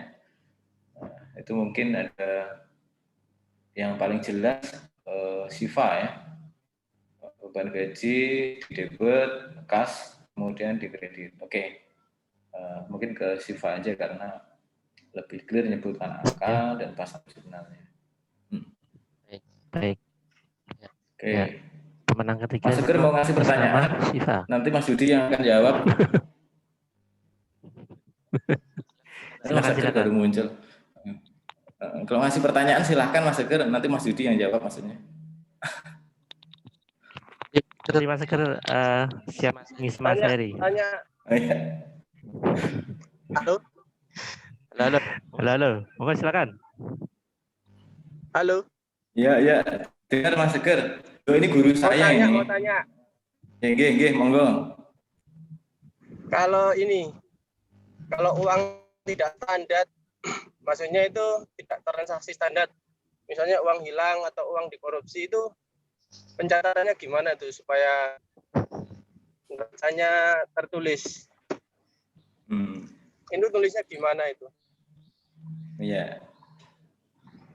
Oke, saya jawab ya. Jadi, matur nuwun. Kalau di akuntansi itu nanti bisa bedakan antara jurnal umum, jurnal penyesuaian, jurnal khusus transaksional. Secara umum ada 3 tadi itu.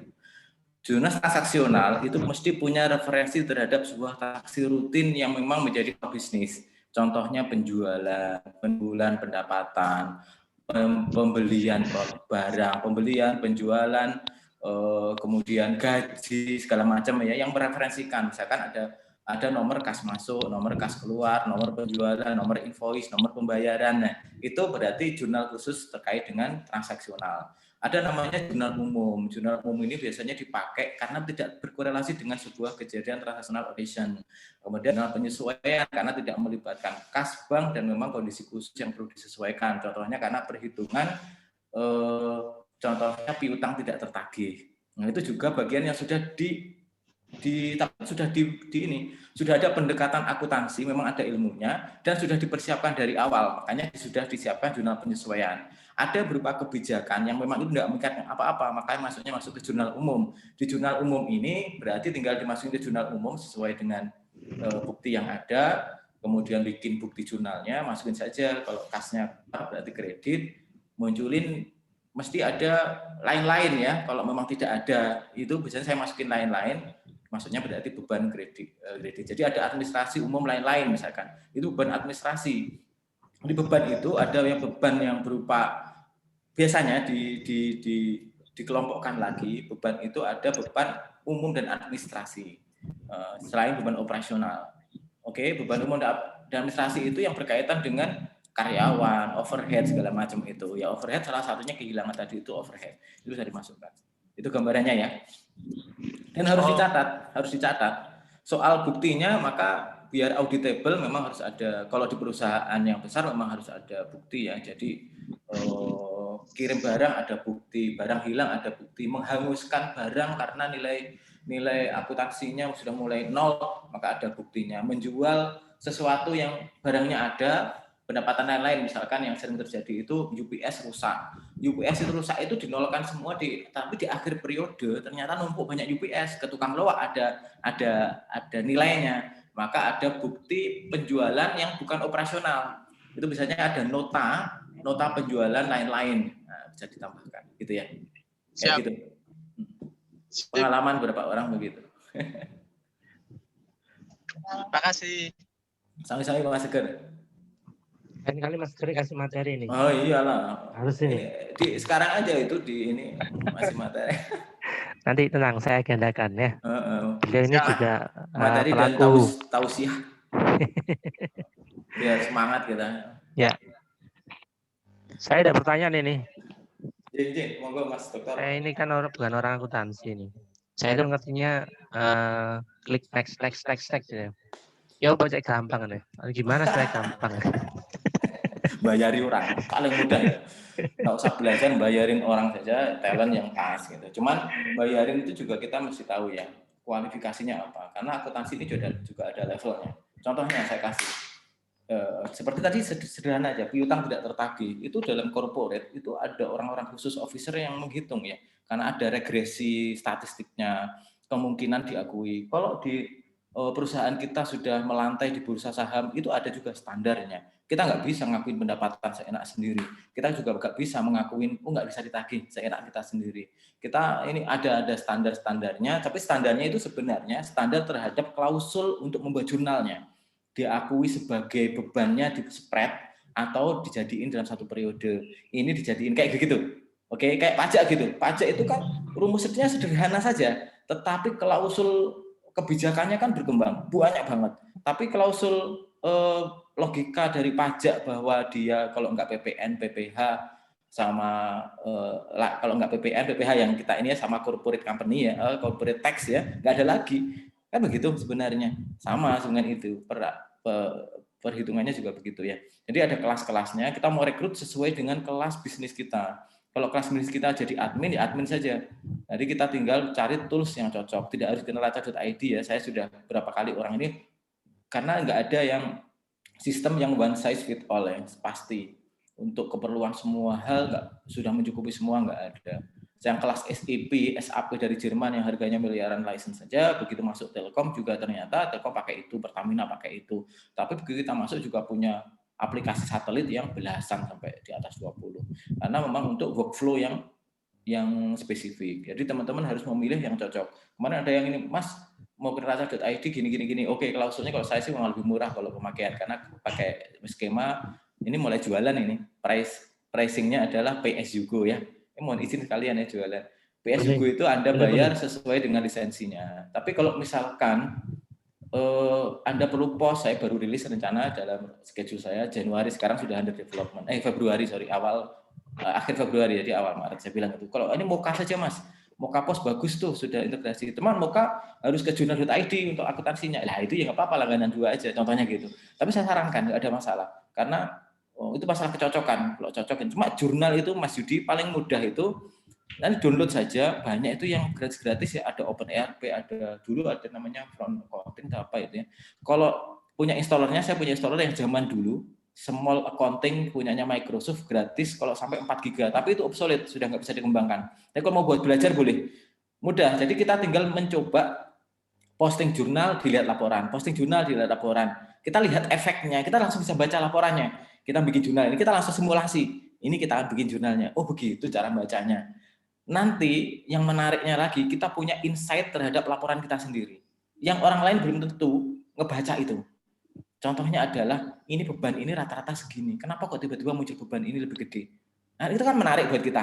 Bisnis kita jangan sampai ini. Nah itu gimana mudahnya pakai tools. Dan ini bagi orang IT mudah banget.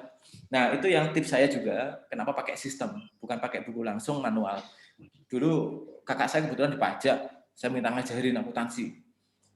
Dari pagi sampai pagi dia datang, saya minta ngajarin sampai jam 9 malam ya, sambil kita namanya keluarga, sambil aktivitas yang lain. Saya nggak ngerti, sambil saya belajar, saya tanya lagi. Tapi saya pakai komputer. Dia bilang, loh, aku semester sekian loh baru ngerti ini, katanya begitu, di stand. Karena nggak pakai sistem, dia pakai buku, textbook duluan. Nah, kalau pakai sistem, karena kita biasa berhubungan dengan sistem, input, proses, output. Proses itu black box, anggap saja softwarenya udah benar. Kalau kita masukin jurnal ini, outputnya laporannya benar tidak, kan begitu. Whatever apa yang diproses oleh black box tadi, maksud saya begitu. Nah itu memudahkan kita. Tapi kalau kita diribetin untuk bikin laporan keuangan harus 4 step, belum sampai laporan keuangan udah putus asa kita. Untuk ngecek tadi benar nggak ya? Biarkan sistem yang mengecek status input kita. Kita input jurnal benar apa tidak. Laporannya benar atau tidak, biarkan sistem itu menjadi mitra kita untuk ngecek. Nah itu menarik. Nah Kak, nanti saya share mungkin dari 4 atau 5 orang tadi itu lisensi sama mungkin ada materi-materi ya, materi-materi saya ada dari proses bisnisnya 3 step untuk materi akuntansinya, terus kemudian saya sharing ya sebentar ya, biar clear ya di sini. Jadi 4 itu nanti sekalian untuk belajar, silahkan login di neraca.id, kemudian jadiin belajar di situ, syukur-syukur ternyata cocok, mau berlanjut ya silahkan. Tapi saya kasih 6 license ULB maksudnya unit lisensi berlangganan. Kalau Anda pakai sendiri 1 user, berarti ya pakai 6 bulan. Kalau Anda pakai dengan 2 orang, berarti 3 bulan, karena 6 ULB. Jadi saya memang pakai sistemnya unit lisensi ya. Kalau perlunya 1 bayar 1 saja, jangan bayar corporate. Tapi fiturnya saya buka semua. Jadi tidak dibatasin. Kalau kelas lain kan ada yang kalau bayarnya 250.000, Anda hanya bisa invoice sama ini, tapi nggak bisa ke double entry accounting. Kalau bayar 450.000 kan begitu. Maksimal 5 user. Kalau saya bayarnya per user. Artinya kalau perlunya 1 bayar 1 saja. 1 kalau belinya langsung gelondongan 10 ULB cuma 85.000 per bulan. gitu ya. Kalau mau, kalau enggak juga pakai tools yang lain banyak. Saya yakin banyak. Masuk aja ke jurnal.id, kemudian berlatih, kan free trial-nya 14 hari. 14 hari udah menguasai lah. Anggap saja belajar. Gitu ya. Ini contohnya mind mapping yang setiap ininya foldernya saya mind map ya. Gimana kita memahami konten. Ada jurnal, ada siklus akuntansi, contohnya begitu.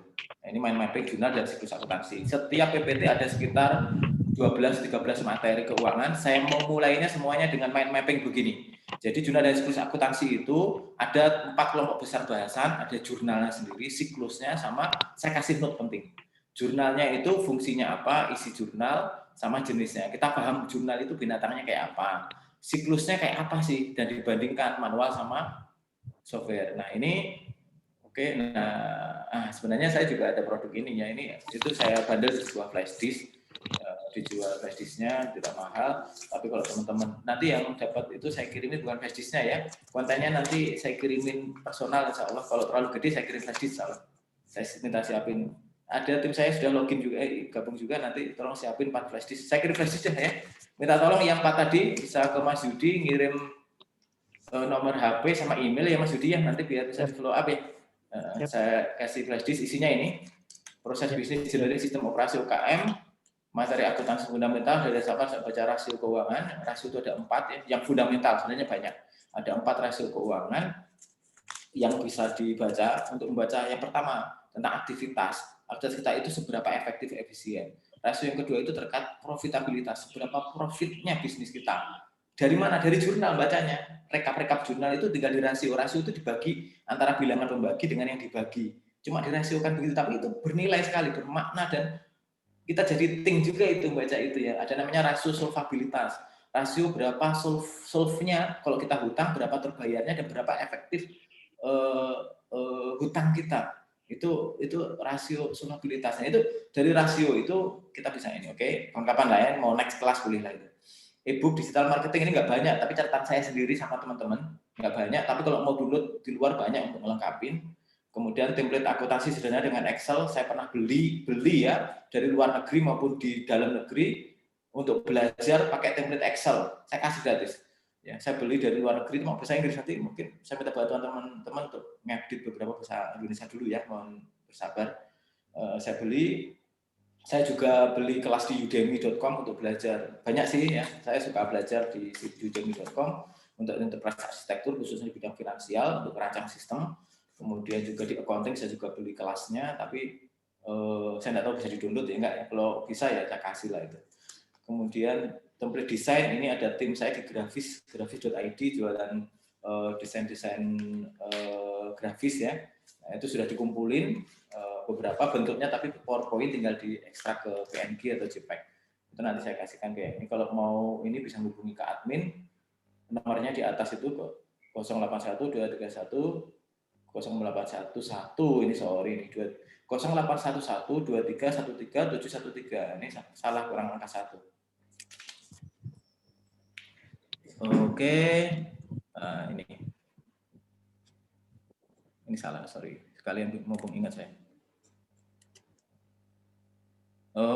Itu sedikit saya punya rintisan, belum besar, masih belajar juga, belajar untuk melengkapi terus. Ini neraca.id, silakan nanti berkunjung. Ya, tagline kami, bisnis Anda itu kami harapkan bermitra dengan kami itu bisa lebih profit dan seimbang. Makanya kita menerapkan Pay as you go.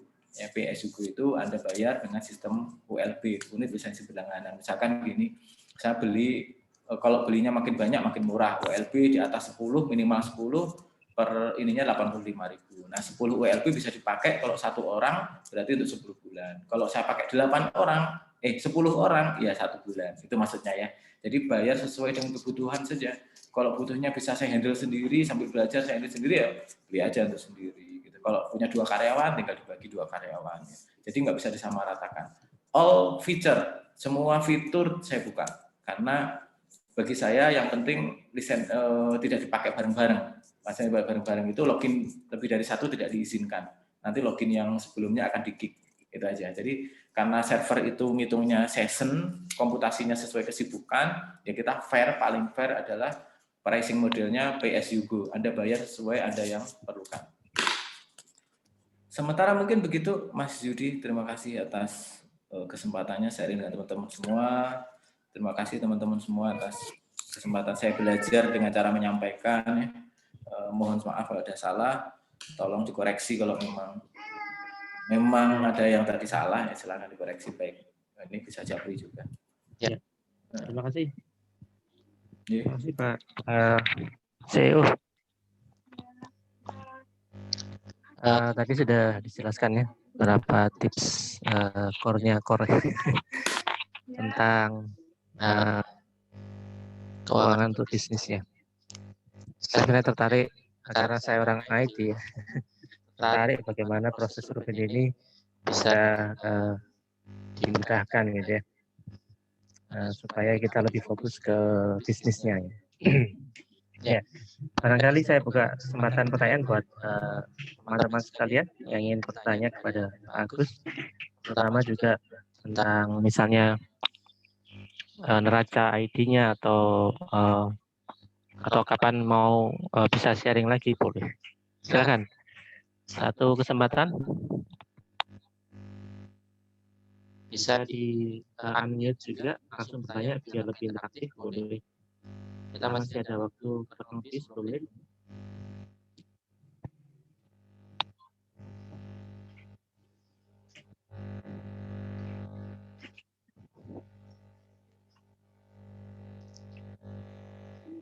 Silakan. Yang ada pertanyaan? Silakan. Tidak ada pertanyaan nih.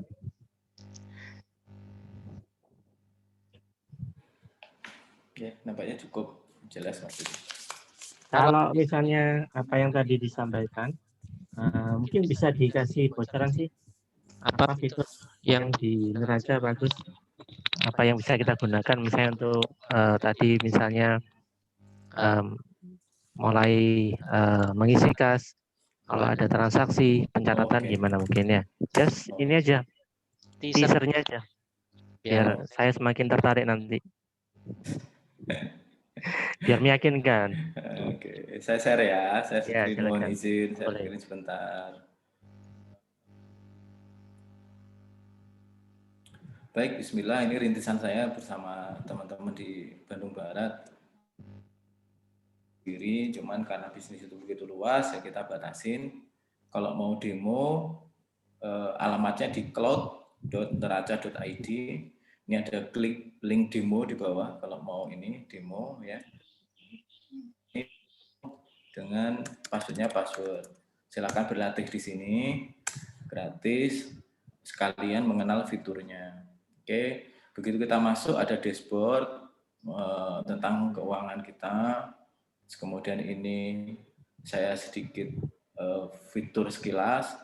Kita bisa cari ini pencarian, misalkan nomor referensi otomatis, misalkan 1, 2, 3, mencarinya ada di mana ya, di modul mana. Kemudian ada prajurnal. Nah ini yang menarik. Kami konsepnya sebenarnya, ini ternyata lagi ini. Konsep neraca.id ini saya kasih tunjuk gambar ini ya, gambarnya. Oke. Kami memisahkan dari awal staf akuntansi dengan operasional. Tujuannya adalah orang bisnis itu ada level kontrolnya. Kontrol orang operasional itu tidak langsung ke owner. Harusnya ada yang mengontrol secara finansial. Nah, melakukan verifikasi prajurnal. Setiap jurnal di sini akan masuk ke prajurnal yang kalau di closing dinyatakan oke sama orang akuntansi, ada buktinya, ada cross check-nya, maka akan berpengaruh ke akuntansi. Kalau tidak, berbahaya. Laporannya sudah dicetak, tiba-tiba berubah karena salah tanggal misalkan. Tanggalnya ngaceleng 3 bulan yang lalu, maka seluruh laporan laba rugi neraca 3 bulan bisa berubah. Karena sistem IT begitu, merubah tanggal ya berarti akan mengaruhi semua transaksi secara langsung live ya. Nah, itu yang kita harus kontrol di sini. Ada modul pembelian, penjualan, persediaan proyek. Penjualannya sudah ada pos juga lagi persiapan, integrasi nanti bisa bayar GoPay juga segala macam. Nah, kemudian general ledger ini yang core of the core-nya akuntansi itu otaknya dari sini. Kemudian kita ada manajemen PPN, ada kas bank sama ada perusahaan-perusahaan yang nyuplai, mereka sudah punya operasional, nggak mau pakai kita karena memang spesifik. Maka mereka komunikasi dengan sistem kami pakai API jurnal. Otomatis sistemnya ngomong, nyuplai jurnal ke kami, tapi lihat laporan dan rasio keuangan analisa di platform kami. Itu ya, namanya prajurnal. Nah, itu maksudnya gitu. Jadi kalau ada prajurnal, misalnya contohnya ada 22 prajurnal, itu maksudnya informasi ada prajurnal yang belum diposting. Tinggal saya klik, maka kalau saya post di sini, maka data berhasil terkirim, dia akan mempengaruhi ke laporan penjualan. Ini daftar laporannya. Laporannya juga dipisah antara laporan akuntansi sama laporan operasional, dari persediaan kartu stok, mutasi barang, mutasi antar gudang, segala macam ya, pembelian, harga perolehan, satu PO itu berapa mempengaruhi HPP-nya ya. Itu kalau nggak pakai sistem nggak bisa, luar biasa susah karena harus kita bagi. Contohnya misalkan ongkos kirimnya ada 2 barang, di situ ada ongkos kirim, kita harus bagi ongkos kirimnya itu menjadi harga perolehan 2 barang tersebut. Nggak bisa ke satu, ada 3 barang, satunya pensil, satunya beli air, datang bareng-bareng dalam satu supplier. Nah, itu harga perolehan, daftar pembelian, penerimaan pembelian, penjualan ya. Ini adalah core dari semua proses pendapatan operasional, rata-rata dari penjualan, apakah layanan atau produk, sama ya. Makanya di persediaan ini, di produk ini sebenarnya kita bisa nambahkan ada 4 jenis produknya ya. Produknya ada standar, combo, jadi combo itu ada produk yang di atas rakitan lah ya. Kalau saya jual paket, terjual semua ya, digital yang tidak pakai ini atau berupa layanan. Kalau layanan saya klik di sini nggak ada persediaan, nggak ngitung stok, tapi dia produk juga, contohnya gitu. Saya balik ke sini, ini ada daftar laporan, laporan hutang, ini laporan akuntansinya, ada rasio, tadi saya sudah sebutkan, profitabilitas, likuiditas, aktivitas, kemudian ada laporan neraca, laba rugi, arus kas, guru besar, kemudian hutang piutang, kemudian ini ada analisa arus kas. Jadi saya bisa tahu arus kas ini seperti nafasnya, cash flow itu seperti nafas, seperti udara bagi kita. Kalau kita nggak merhatiin nafas, bisa berhenti. Walaupun kita makan kenyang, walaupun tidur di kasur empuk, saya bisa mati. Makanya cash flow ini contohnya ada 20. Ini di demo ya, di demo. Nah, ini kita bisa, ini kok nggak ada data. Coba yang satunya. Kita ini multi company, artinya kalau punya perusahaan lebih dari 1 bisa ditambahkan. Sementara proses penambahan oleh tim kami tinggal ngajuin. Tapi kalau nanti ada rencana mau bisa otomatis di sini, jadi kita bisa manage dalam satu ini ke perusahaan berikutnya. Ini tadi kan CV ya, ini PT Demo Neraca. Nah, ini kita bisa tahu contohnya muka-muka ada datanya nih. Misalkan analisa arus kas. Ini menarik analisa arus kas nih. Harus paham nih. Karena itu nafas. Orang kalau nggak ngerti, nggak ada data, ini baru di-clear nampaknya sama tim ini. Nggak ada datanya. Oke, ini di demo ya. Nanti silakan demo masuk ke cloud.neraca.id, ada link demo. Nanti masuk saja. Silahkan mengoprek, membuat jurnal mandiri di situ. Caranya begini. Oke, klik di sini aksi cepat.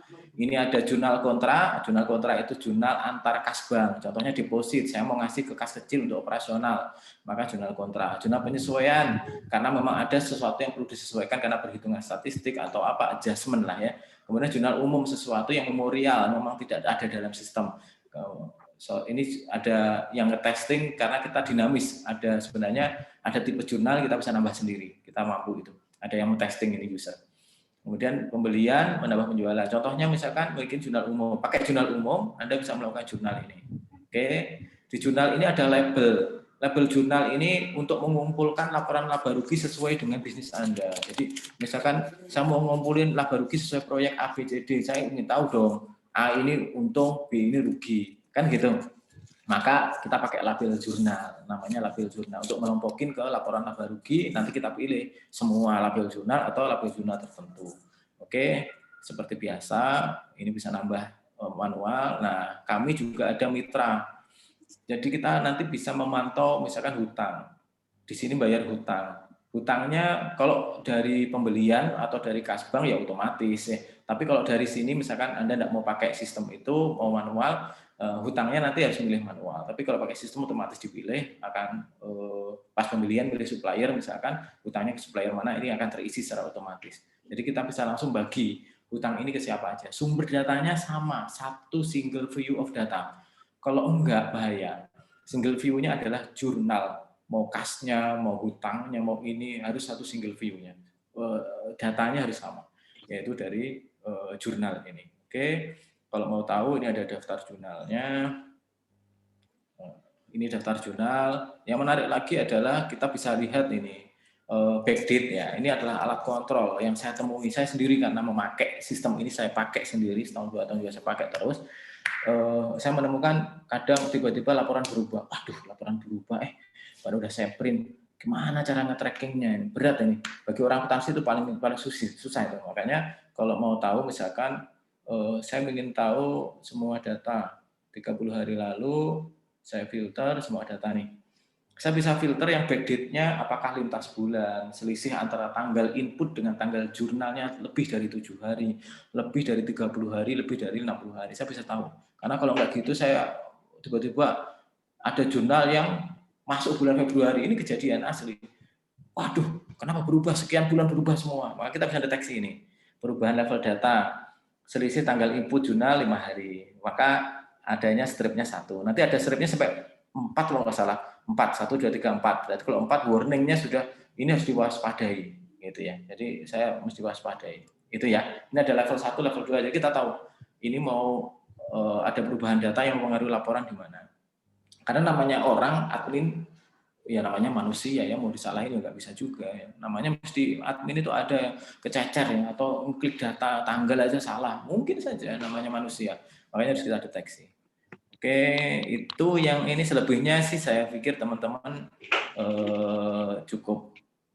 Saya yakin juga sudah pernah yang lain ya. Contohnya monitoring kas bank. Ini di demo ya. Berapa uang yang masuk, diprediksi masuk dari sales order jatuh tempo. Oh, 31 ini mau jatuh tempo semua ini. Ini juga jatuh tempo. Saya punya uang di sini. Saya bisa langsung nambahin uang di sini, kas besar. Saya bisa nambahin. Wah, ada mau terima uang atau ada pembayaran baru, saya bisa tambahkan di sini. Jadi bisa dari sini, bisa dari penjualan, daftar penjualan. Ini. Jadi kalau supply jurnalnya dari operasional, dari sini. Misalkan di sini ada fitur di sini ada penjualan, ada fitur pembayaran. Kalau yang memasukkan mereka, maka ini harus dikontrol oleh prajurnal, oleh orang akuntansi. Kalau yang memasukkan kas bank, maka orang akuntansi sudah memvalidasi, sudah pasti benar, maka langsung masuk jadi jurnal. Itu bedanya. Kalau dari sini bisa juga cari nomor penjualannya, kita masukkan berapa pembayarannya. Kalau dari sini bisa, aku punya uang 1 juta buat bayar semuanya deh. Ada 3 invoice, 3-3-nya bisa sekali 1 jutanya langsung masuk. Kalau di sini harus satu-satu. Nah, contohnya begitu. Ini memang pembagian karena kebijakan perusahaan beda-beda ya. Ada yang menaruhnya di operasional, terima pembayarannya langsung admin penjualan, terima konfirmasi. Ada juga yang orang akuntansi. Jadi ada pintu itu. Contohnya ini di daftar penjualan kita masukin tambah pembayaran. Nah, ini bisa di sini. Oh, invoice sudah dilunasi, sudah terbayar. Ini jatuh tempo. Ini jatuh tempo. Saya bisa bayar, tambahkan pembayaran. Ini contohnya ya. Apakah bayarnya tunai, bank, deposit? Nah, ini akan menentukan, mengontrol kas. Jadi kalau misalkan saya pilih bank, ya di sini akan muncul bank-bank saja. Gitu ya, contohnya. Labelnya bisa kita pilih sesuai dengan kita. Ada diskon pembayaran. Diskon pembayaran itu kalau teman-teman paham di akuntansi itu ada namanya misalkan term of payment, syarat pembayaran. Kalau Anda membayar lebih cepat, saya kasih diskon tambahan. Bukan diskon barang, tapi diskon pembayaran. Misalkan N2 per 30. Kalau Anda jatuh temponya 30, N2 per 10,30. Maksudnya apa? Yang ini orang akuntansi paham semua tuh. Ini jatuh temponya 30 hari, tapi kalau Anda bayar lebih cepat di bawah 10 hari, maka saya kasih diskon tambahan 2% dari uang masuk. Jadi kita akan mendiskon 2%. Nah, otomatis di sini kita bisa deteksi dia punya term of payment atau tidak sesuai ketika membuat penjualan. Ketika penjualan itu sudah masukin namanya syarat pembayaran. Nah, ini sudah ada. Mau COD, mau N30, ini ada syaratnya. Kalau nggak tahu ya tidak ada apa-apa. Itu bisa untuk membuat nih.